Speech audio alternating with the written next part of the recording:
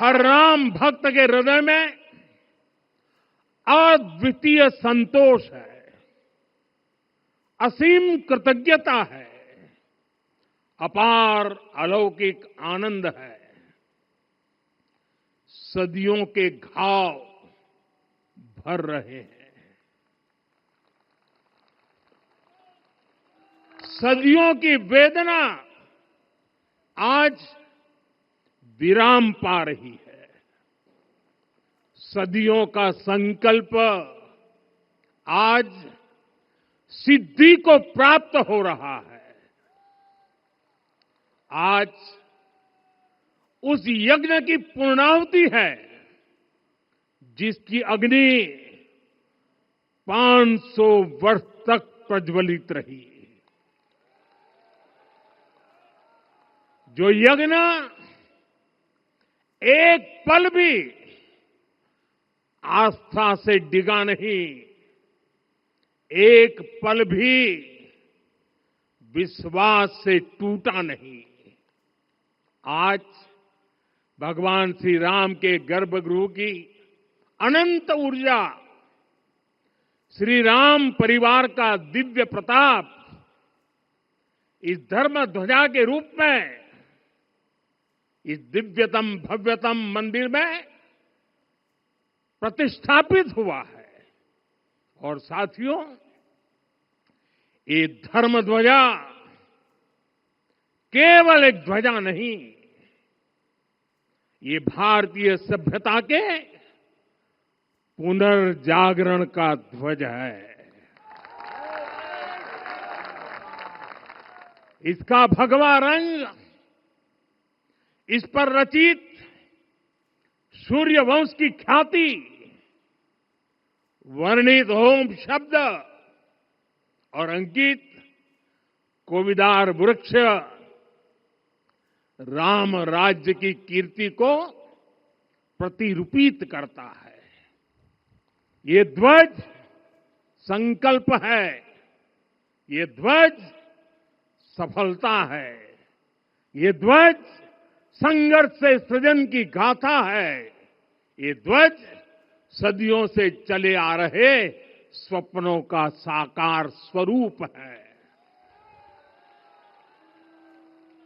ये ध्वज संतों की साधना और समाज की सहभागिता की सार्थक परिणति है।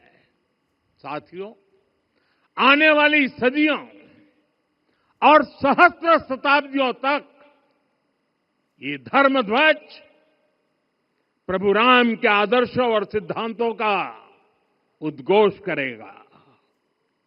ये धर्म ध्वज आह्वान करेगा, सत्यमेव जयते नानृतम, यानी जीत सत्य की ही होती है, असत्य की नहीं। ये धर्म ध्वज उद्घोष करेगा, सत्यम एक पदम ब्रह्म सत्य धर्म प्रतिष्ठित, अर्थात सत्य ही ब्रह्म का स्वरूप है, सत्य में ही धर्म स्थापित है। ये धर्म ध्वज प्रेरणा बनेगा, प्राण जाए पर वचन न जाहि, अर्थात जो कहा जाए वही किया जाए। ये धर्म ध्वज संदेश देगा, कर्म प्रधान विश्व रची राखा, अर्थात विश्व में कर्म और कर्तव्य की प्रधानता हो। ये धर्म ध्वज कामना करेगा, बैर न विग्रह आस न त्रासा, सुखमय ताहि सदा सब आशा, यानी भेदभाव, पीड़ा, परेशानी से मुक्ति, समाज में शांति और सुख हो। ये धर्म ध्वज हमें संकल्पित करेगा, नहीं दरिद्र को दुखी न दीना, यानी हम ऐसा समाज बनाएं जहां गरीबी न हो, कोई दुखी या लाचार न हो। साथियों, हमारे ग्रंथों में कहा गया है, आरोपितम ध्वजम दृष्ट्वा ये अभिनंदनित धार्मिकाः ते अपि सर्वे प्रमुच्यते महापातक कोटिभिः। यानी जो लोग किसी कारण मंदिर नहीं आ पाते और दूर से मंदिर के ध्वज को प्रणाम कर लेते हैं, उन्हें भी उतना ही पुण्य मिल जाता है। साथियों, ये धर्म ध्वज भी इस मंदिर के ध्येय का प्रतीक है। ये ध्वज दूर से ही रामलला की जन्मभूमि के दर्शन कराएगा और युगों युगों तक प्रभु श्री राम के आदेशों और प्रेरणाओं को मानव मात्र तक पहुंचाएगा। साथियों, मैं संपूर्ण विश्व के करोड़ों राम भक्तों को इस अविस्मरणीय क्षण की, इस अद्वितीय अवसर की हार्दिक शुभकामनाएं देता हूं। मैं आज उन सभी भक्तों को भी प्रणाम करता हूं, हर उस दानवीर का भी आभार व्यक्त करता हूं जिसने राम मंदिर निर्माण के लिए अपना सहयोग दिया।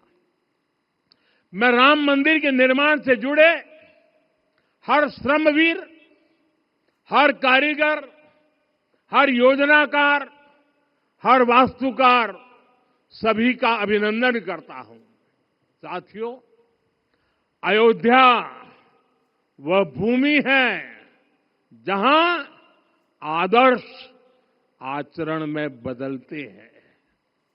यही वह नगरी है जहां श्री श्री राम ने अपना जीवन पथ शुरू किया था। इसी अयोध्या ने संसार को बताया कि एक व्यक्ति कैसे समाज की शक्ति से, उसके संस्कारों से पुरुषोत्तम बनता है। जब श्री राम अयोध्या से वनवास को गए तो वे युवराज राम थे, लेकिन जब लौटे तो मर्यादा पुरुषोत्तम बनकर के आए और उनके मर्यादा पुरुषोत्तम बनने में महर्षि वशिष्ठ का ज्ञान, महर्षि विश्वामित्र की दीक्षा, महर्षि अगस्त्य का मार्गदर्शन, निषाद राज की मित्रता, मां शबरी की ममता, भक्त हनुमान का समर्पण, इन सब की अनगिनत ऐसे लोगों की महत्वपूर्ण भूमिका रही है। साथियों, विकसित भारत बनाने के लिए भी समाज की इसी सामूहिक शक्ति की आवश्यकता है। मुझे बहुत खुशी है कि राम मंदिर का दिव्य प्रांगण भारत के सामूहिक सामर्थ्य की भी चेतना स्थली बन रहा है। यहां सप्त मंदिर बने हैं।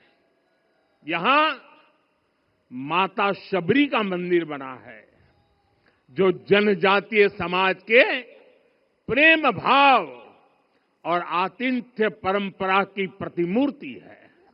यहां निषादराज का मंदिर बना है। ये उस मित्रता का साक्षी है जो साधन नहीं, साध्य को, उसकी भावना को पूजती है। यहां एक ही स्थान पर माता अहिल्या है, महर्षि वाल्मीकि है, महर्षि वशिष्ठ है, महर्षि विश्वामित्र है, महर्षि अगस्त्य है और संत तुलसीदास है। रामलला के साथ साथ इन सभी ऋषियों के दर्शन भी यहीं पर होते हैं। यहां जटायु जी और गिलहरी की मूर्तियां भी है, जो बड़े संकल्पों की सिद्धि के लिए हर छोटे से छोटे प्रयास के महत्व को दिखाती है। मैं आज हर देशवासी से कहूंगा कि वो जब भी राम मंदिर आए तो सप्त मंदिर के दर्शन भी अवश्य करें। ये मंदिर हमारी आस्था के साथ साथ मित्रता, कर्तव्य और सामाजिक सद्भाव के मूल्यों को भी शक्ति देते हैं। साथियों, हम सब जानते हैं हमारे राम भेद से नहीं, भाव से जुड़ते हैं।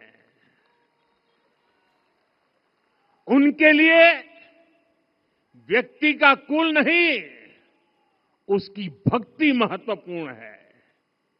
उन्हें वंश नहीं, मूल्य प्रिय है।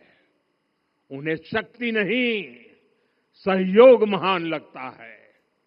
आज हम भी उसी भावना से आगे बढ़ रहे हैं।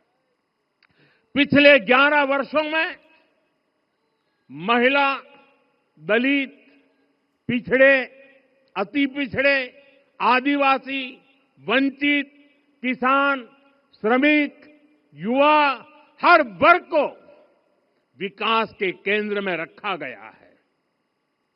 जब देश का हर व्यक्ति, हर वर्ग, हर क्षेत्र सशक्त होगा, तब संकल्प की सिद्धि में सबका प्रयास लगेगा। और सबके प्रयास से ही 2047 जब देश आजादी के 100 साल मनाएगा, हमें 2047 तक विकसित भारत का निर्माण करना ही होगा। साथियों, रामलला की प्राण प्रतिष्ठा के ऐतिहासिक अवसर पर मैंने राम से राष्ट्र के संकल्प की चर्चा की थी। मैंने कहा था कि हमें आने वाले 1000 वर्षों के लिए भारत की नींव मजबूत करनी है। हमें याद रखना है, जो सिर्फ वर्तमान का सोचते हैं वो आने वाली पीढ़ियों के साथ अन्याय करते हैं। हमें वर्तमान के साथ साथ भावी पीढ़ियों के बारे में भी सोचना है, क्योंकि हम जब नहीं थे ये देश तब भी था, जब हम नहीं रहेंगे ये देश तब भी रहेगा। हम एक जीवंत समाज है, हमें दूरदृष्टि के साथ ही काम करना होगा। हमें आने वाले दशकों, आने वाली सदियों को ध्यान में रखना ही होगा। और साथियों, इसके लिए भी हमें प्रभु राम से सीखना होगा। हमें उनके व्यक्तित्व को समझना होगा। हमें उनके व्यवहार को आत्मसात करना होगा। हमें याद रखना होगा, राम यानी आदर्श, राम यानी मर्यादा, राम यानी जीवन का सर्वोच्च चरित्र, राम यानी सत्य और पराक्रम का संगम। दिव्य गुणे शक्र समो रामः सत्य पराक्रमः।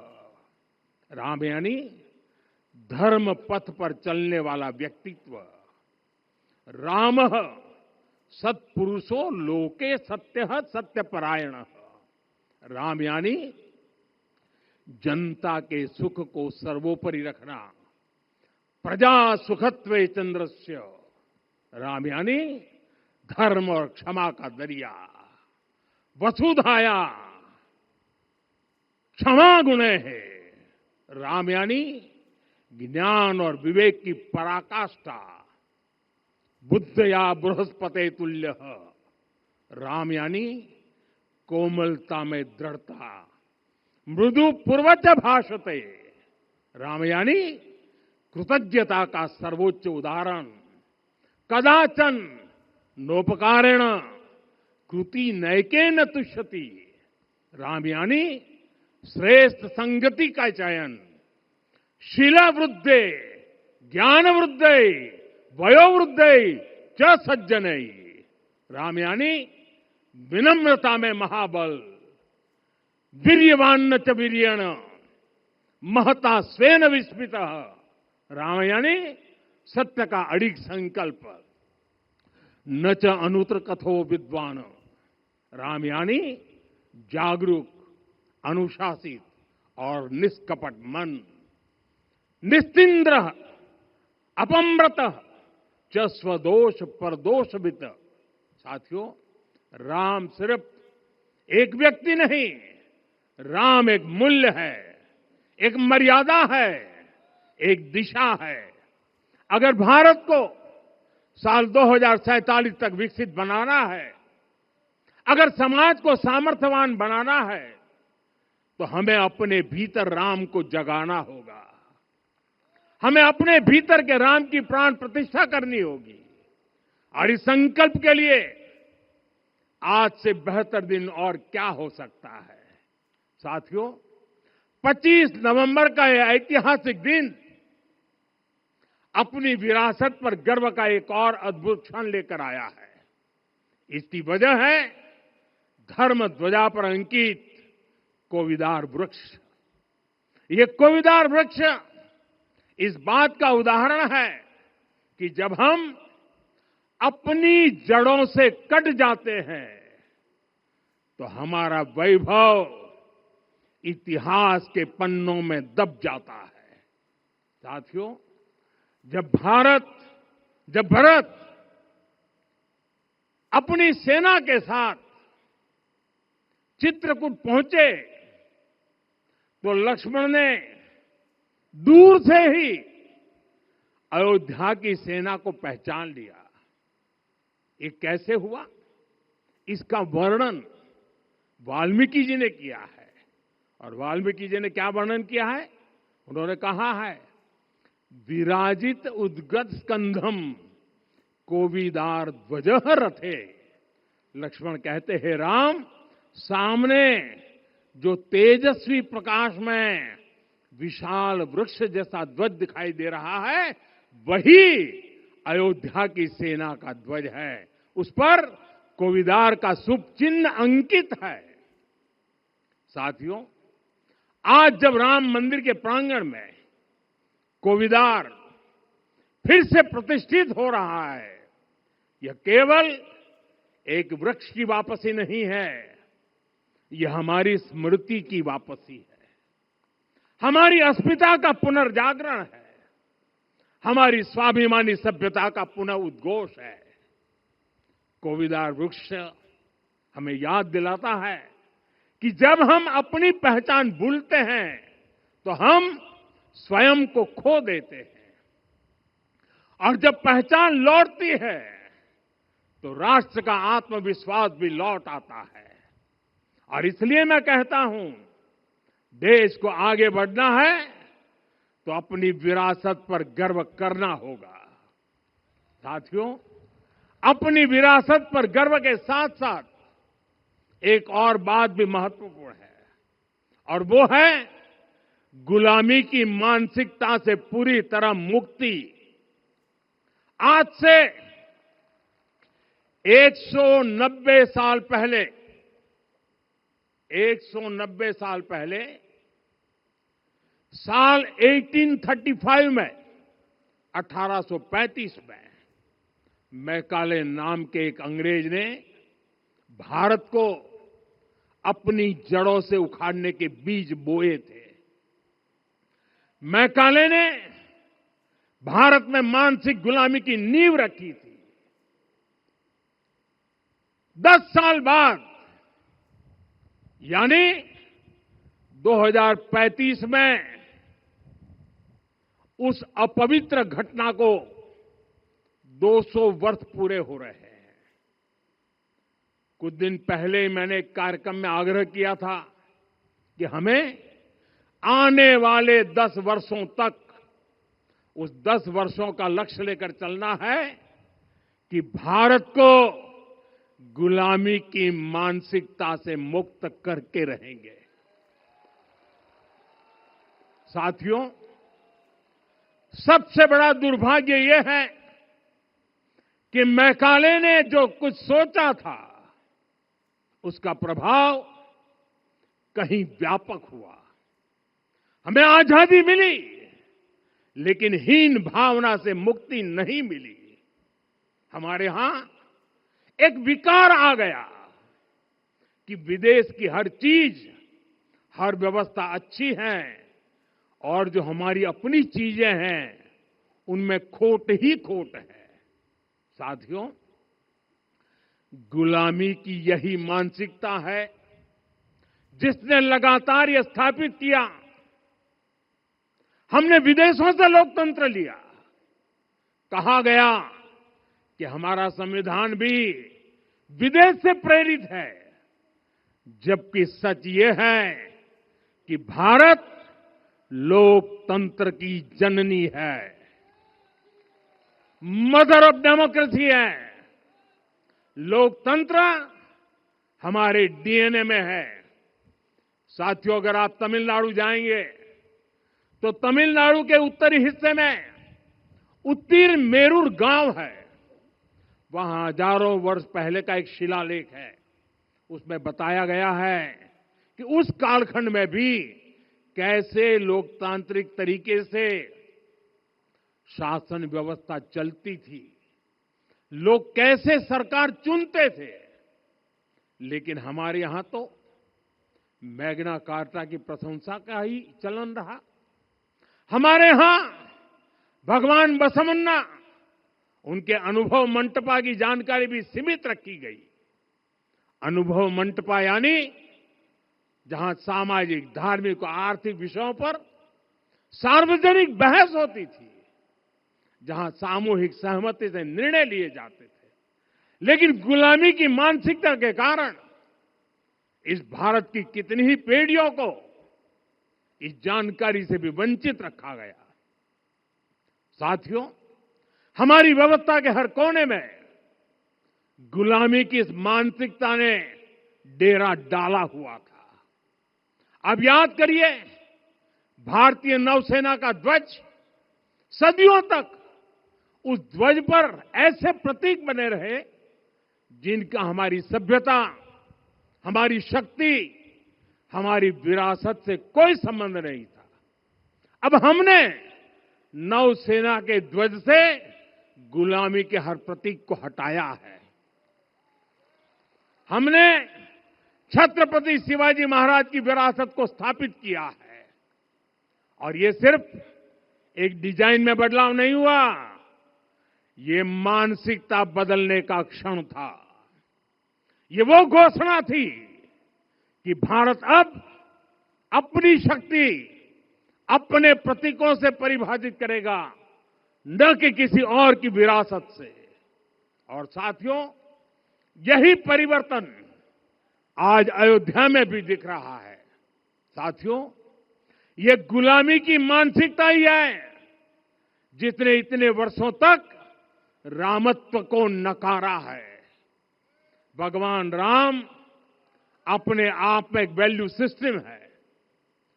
ओरछा के राजा राम से लेकर रामेश्वरम के भक्त राम तक और शबरी के प्रभु राम से लेकर मिथिला के पाहुन राम जी तक, भारत के हर घर में, हर भारतीय के मन में और भारतवर्ष के हर कण कण में राम है। लेकिन गुलामी की मानसिकता इतनी हावी हो गई कि प्रभु राम को भी काल्पनिक घोषित किया जाने लगा। साथियों, अगर हम ठान लें अगले 10 साल में मानसिक गुलामी से पूरी तरह मुक्ति पा लेंगे, और तब जाकर के ऐसी ज्वाला प्रज्वलित होगी, ऐसा आत्मविश्वास बढ़ेगा कि 2047 तक विकसित भारत का सपना पूरा होने से भारत को कोई रोक नहीं पाएगा। आने वाले 1000 वर्ष के लिए भारत की नींव तभी सशक्त होगी जब मैकाले की गुलामी के प्रोजेक्ट को हम अगले 10 साल में पूरी तरह ध्वस्त करके दिखा देंगे। साथियों, अयोध्या धाम में रामलला का मंदिर परिसर भव्य से भव्यतम हो रहा है और साथ ही अयोध्या को संवारने का काम लगातार जारी है। आज अयोध्या फिर से वह नगरी बन रही है जो दुनिया के लिए उदाहरण बनेगी। त्रेता युग की अयोध्या ने मानवता को नीति दी। 21वीं सदी की अयोध्या मानवता को विकास का नया मॉडल दे रही है। तब अयोध्या मर्यादा का केंद्र थी, अब अयोध्या विकसित भारत का मेरुदंड बनकर उभर रही है। साथियों, भविष्य की अयोध्या में पौराणिकता और नूतनता का संगम होगा। सरयू जी की अमृत धारा और विकास की धारा एक साथ बहेगी। यहां आध्यात्म और आर्टिफिशियल इंटेलिजेंस दोनों का तालमेल दिखेगा। राम पथ, भक्ति पथ और जन्मभूमि पथ से नई अयोध्या के दर्शन होते हैं। अयोध्या में भव्य एयरपोर्ट है। अयोध्या में आज शानदार रेलवे स्टेशन है। वंदे भारत और अमृत भारत एक्सप्रेस जैसी ट्रेनें अयोध्या को बाकी देश से जोड़ रही हैं। अयोध्या वासियों को सुविधाएं मिले, उनके जीवन में समृद्धि आए, इसके लिए निरंतर काम चल रहा है। साथियों, जब से प्राण प्रतिष्ठा हुई है तब से लेकर आज तक करीब करीब 45 करोड़ श्रद्धालु यहां दर्शन के लिए आ चुके हैं। ये वो पवित्र भूमि है जहां 45 करोड़ लोगों के चरण रज पड़े हैं और इससे अयोध्या और आसपास के लोगों की आय में आर्थिक परिवर्तन आया है, वृद्धि हुई है। कभी अयोध्या विकास के पैमानों में बहुत पीछे थी। आज अयोध्या नगरी यूपी के अग्रणी शहरों में से एक बन रही है। साथियों, 21वीं सदी का आने वाला समय बहुत महत्वपूर्ण है। आजादी के बाद के 70 साल में भारत विश्व की 11वीं सबसे बड़ी अर्थव्यवस्था बना। 70 साल में 11वीं। लेकिन पिछले 11 साल में ही भारत विश्व की 5वीं सबसे बड़ी अर्थव्यवस्था बन चुका है। और वो दिन दूर नहीं जब भारत विश्व की 3री सबसे बड़ी अर्थव्यवस्था भी बन जाएगा। आने वाला समय नए अवसरों का है, नई संभावनाओं का है और इस अहम कालखंड में भी भगवान राम के विचार ही हमारी प्रेरणा बनेंगे। जब श्री राम के सामने रावण विजय जैसा विशाल लक्ष्य था, तब उन्होंने कहा था, सौरज धीरज ते ही रथ चाका, सत्यशील दृढ़ ध्वज पताका, बल विवेक दम परहित गोरे, क्षमा कृपा समता रजु जोरे। यानी रावण पर विजय पाने के लिए जो रथ चाहिए, शौर्य और धैर्य उसके पहिए हैं, उसकी ध्वजा सत्य और अच्छे आचरण की है, बल, विवेक, संयम और परोपकार इस रथ के घोड़े हैं। लगाम के रूप में क्षमा, दया और समता है जो रथ को सही दिशा में रखते हैं। साथियों, विकसित भारत की यात्रा को गति देने के लिए ऐसा ही रथ चाहिए, ऐसा रथ जिसके पहिए शौर्य और धैर्य हो, यानी चुनौतियों से टकराने का साहस भी हो और परिणाम आने तक दृढ़ता से डटे रहने का धैर्य भी हो। ऐसा रथ जिसकी ध्वजा सत्य और सर्वोच्च आचरण हो, यानी नीति, नियत और नैतिकता से समझौता कभी न हो। ऐसा रथ जिसके घोड़े बल, विवेक, संयम और परोपकार हो, यानी शक्ति भी हो, बुद्धि भी हो अनुशासन भी हो और दूसरों के हित का भाव भी हो। ऐसा रथ जिसकी लगाम क्षमा, करुणा और संभाव हो, यानी जहां सफलता का अहंकार नहीं और असफलता में भी दूसरों के प्रति सम्मान बना रहे। और इसलिए मैं आदरपूर्वक कहता हूं, ये पल कंधे से कंधा मिलाने का है, ये पल गति बढ़ाने का है। हमें वो भारत बनाना है जो राम राज्य से प्रेरित हो, और ये तभी संभव है जब स्वयं हित से पहले देश हित होगा, जब राष्ट्रहित सर्वोपरि रहेगा। एक बार फिर आप सभी को बहुत बहुत शुभकामनाएं देता हूं। जय सिया राम, जय सिया राम, जय सिया राम।